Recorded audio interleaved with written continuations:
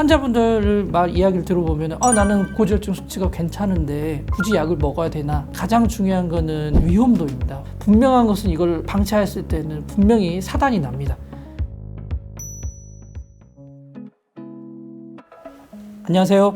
용인 세브란스 병원 심장내과 임상 조교수로 근무 중인 배성하라고 합니다.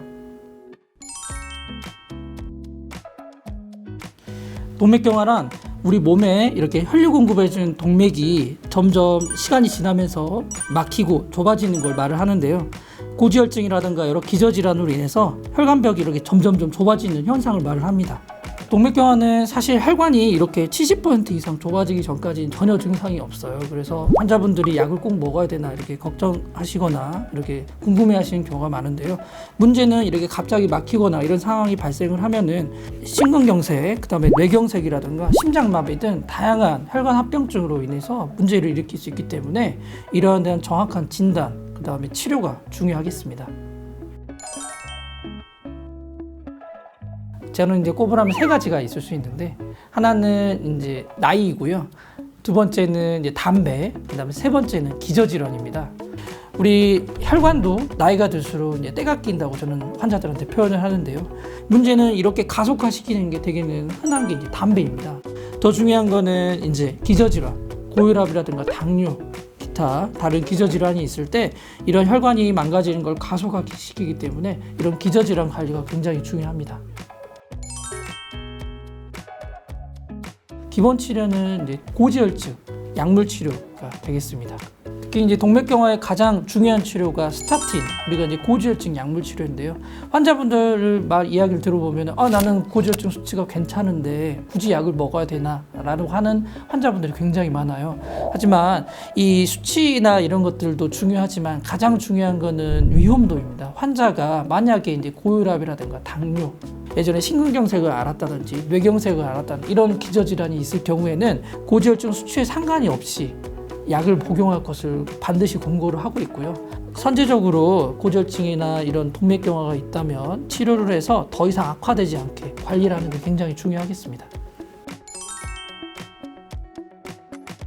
저는 설명을 드리는 게, 우리가 약을 먹어서 다시 20대 그 탱탱한 피부로 시절로 돌아가면 얼마나 좋겠습니까? 라고 설명을 드리거든요. 우리가 이제 세월이라는 게 있고, 이 약을 먹은다고 해서 이렇게 깨끗한 혈관으로 돌아갈 수는 없거든요. 그렇기 때문에 이 부분에 대해서는 평생 동안 관리를 해야 된다라고 생각을 하면 되고요. 약을 꾸준히 드시는 게 도움이 됩니다. 이렇게 환자분한테 설명을 드리면 대부분 수긍을 하고요. 잘 따라오십니다.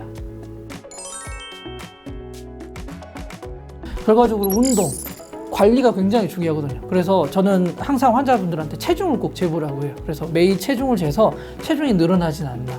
그게 첫 번째로 생각을 들고요. 두 번째는 이제 야식. 저는 항상 먹고 싶은 거 많잖아요. 그런 거를 굳이 줄이지 말라고 해요. 근데 그거를 아침, 점심, 저녁에 특히나 자기 3시간 전에 식사를 꼭 끝내라고 말씀드리거든요. 왜냐하면 3시간 전에 먹는 게 대부분 간에 부담이 굉장히 많이 가요. 그런 식습관을 한번 고쳐보시면 굉장히 도움이 많이 될 겁니다.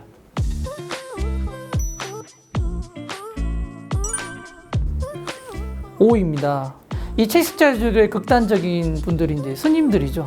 스님들 같은 경우에는 이제 고기를 안 먹지만 사실 스님분들이 오히려 더 고지혈증이라든가 당뇨에 잘 걸려요. 이유가 뭐냐면 이 탄수화물 위주의 식단이 어떻게 보면은 굉장히 칼로리가 높기 때문에 우리 몸에 잉여의 이런 탄수화물이 들어오면 결국에 저장되는 게 많아지고, 더 중요한 거는 이런 걸로 인해서 고지혈증, 당뇨, 특히나 이제 고혈압도 생기고 이런 혈관이 망가지는 게 동맥경화가 생기는 거거든요. 그렇기 때문에 적절하게 골고루 먹는 습관이 아주 중요하다고 판단됩니다.